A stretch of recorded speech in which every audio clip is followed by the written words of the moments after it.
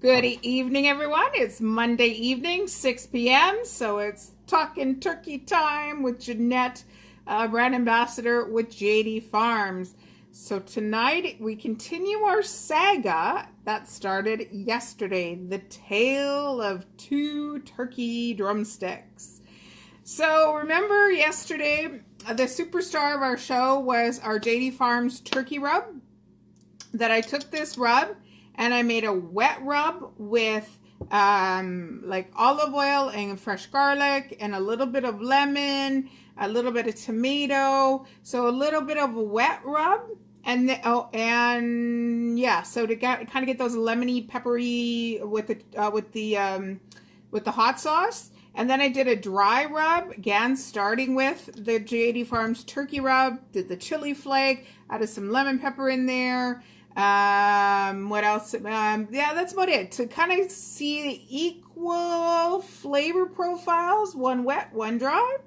So, before we get into it, and I start cutting these up, always good to have a very sharp, like boning knife or a knife that's flexible to be able to cut this meat off. So I'm going to start with, first of all, this is the wet rub and how it turned out.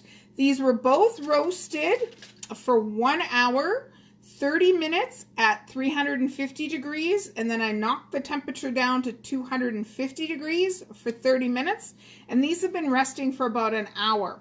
So if we take a look at all the little juices that are in the bottom of that little tin foil, and there we have our wet rub turkey, and I've got a towel handy because it's gonna get messy. And then I have our dry rub. So not much juices in there. So when we think about what the difference between a wet rub to a dry rub does to to turkey and to meat, especially if there's skin on it, is the wet rub kind of seals in the juices. Like you'll see here, my turkey skin is still pliable and still soft, and the meat is much juicier. So I would use this methodology if I was going to do like a slow roasted turkey in the oven versus the dry rub. With the dry rub, because of the salt that's in there, it's pulling the moisture out, so the skin is going to stay very dry and very crispy. So let's get cutting into these, because I'm going to use this meat this week for different recipes that I'm going to do for you. And if it's not on your fingers, it's not real food. So let's get cutting away at what the meat is looking like inside. So we can see that it's very soft and very juicy in there. Lots of great meat being able to be cut off of here. I think for a wet rub turkey, I'm going to use this one in recipes that are going to be even cooked a little bit more. So maybe like a wet rub, like maybe a burrito that has a bit of a sauce on the inside to keep this meat very soft. Cutting away this meat. There's a lot of meat here, you know. And something else that I'm going to do is not waste this bone. Absolutely not.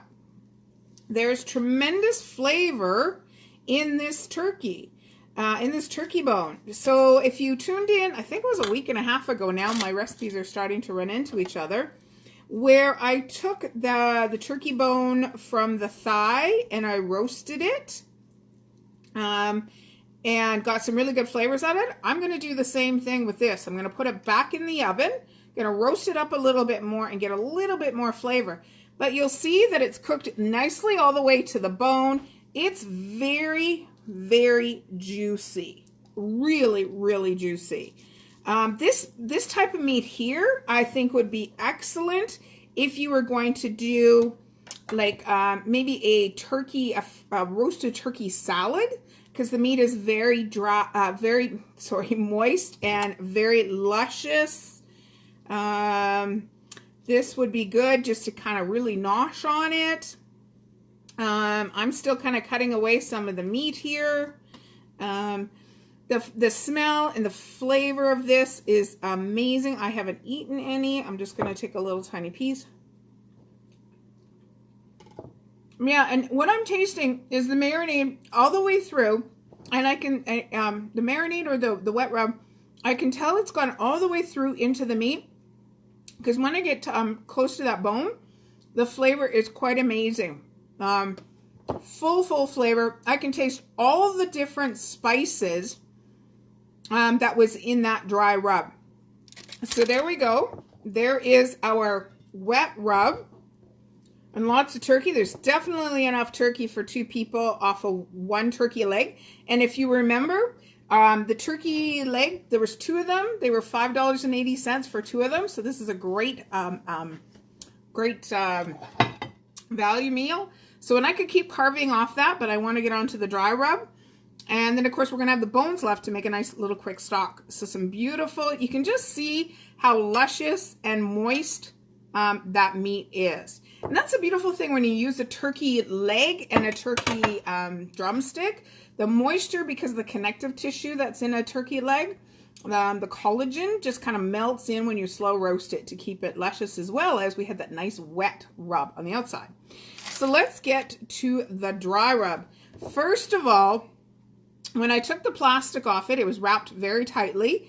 The spices stayed, adhered all the way through on this one.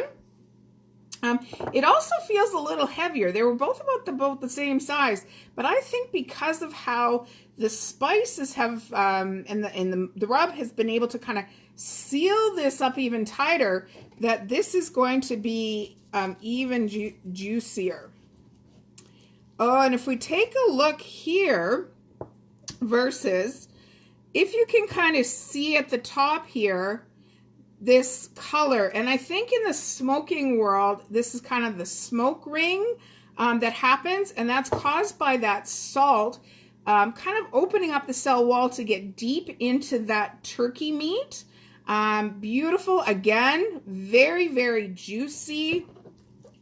Yeah, you can kind of see it on here. Now a dry rub, I would use this one on my barbecue on a smoker setting, where you kind of have the barbecue, or a green egg, where it's a very low roast, kind of where you have the burner on one side and not burner on the other side, and you put the turkey legs kind of over here, and you kind of get that slow cooking. Beautiful meat coming off of here as well. Yeah, I'm definitely seeing in that top layer, that extra where the dry rub has really soaked into that meat, because we didn't have the oil in there to kind of seal off the skin. The salt was able to penetrate through the skin, and remember, we did a little bit of poking in order to get that spice rub inside as well. Oh, just beautifully cooked. Very lean, and again, very moist meat as well. So going to cut some meat off of here. I'm going to take both of these bones. Can you imagine the stock that's going to get created from the different type of rubs that we're going to have on here? Okay, so I'm not even done carving this meat, and there's like almost enough for 3 people off of this 1 turkey leg. So just beautiful. Good flavor. So let me just take a little piece so I can tell you the flavor profile.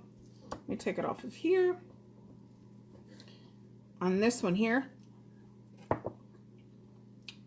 Now this one here, I'm definitely getting this. It's a little spicier because the spices are kind of more near the top. And and the meat is a little drier, and that's okay. So for this, if you wanted to do the dry rub, I would recommend this if you were going to put this turkey on, say, a salad, where you want the meat to be a little bit more compact, or if you were going to make like a turkey sandwich and then put some like cheese and lettuce and tomato and roll it up. Just beautiful flavor, guys. Just incredible. And the diversity on how the flavor profiles, because remember, they both kind of had that lemony, hot, turkey rub, And definitely the dry rub is a lot more hot, let's just say, in my mouth, where the subtlety of the wet rub got really into the meat and it was well distributed throughout the whole meat. So there you have it.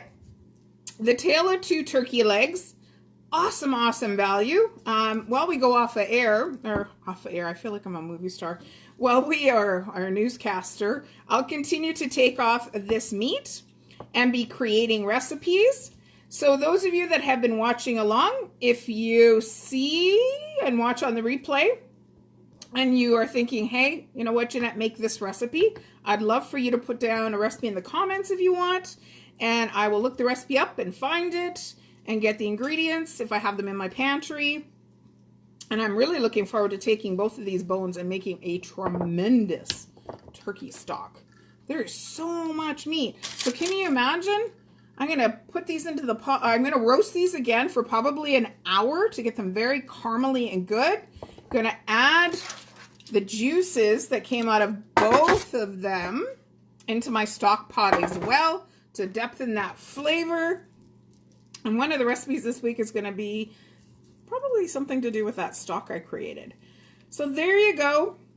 Brand Ambassador Jeanette Martin creating the tail of 2 turkey legs. And there. So which one do you think you would do? I'd love to hear your comments. If you're watching this on the replay, put replay. Please forward this on to your family and friends. Sorry, I get into this mode and I'm looking and I just want to keep carving this this amazing turkey off these turkey legs. And if you were one that just wanted to eat these, go for it. It's going to be delicious. So with my great sticky hands, I don't want to wash them yet because I want to keep taking the turkey meat off of these incredible turkey drumsticks. I wish you God bless from my home in South Langley. From the JD Farms family, we wish you God bless as well. Be safe. Be at home as much as you can. We're still practicing social distancing. And like I mentioned last night, we are so excited to introduce phase 2 to you. 50% of our indoor seating is available and we have some outdoor seating as well. We're still practicing our social distancing. We have our bistro open for sandwiches now. So come do some shopping, sit down and enjoy a nice meal. It's just the right time of year to do that as well. Go online, do your order, and they'll have it ready for you. Enjoy a nice bowl of soup and a sandwich. And there you go. You can have your lunch to get your shopping done as well. And we've added a lot more products to our online shopping. So now I'm babbling because you know what? I'm just so happy in my happy place right now. So enjoy the night, everyone. Jeanette Martin, brand ambassador for JD Farms. I will be back on Thursday night for a recipe because I want to get making this stock and it's going to be incredible. Enjoy the night, everybody.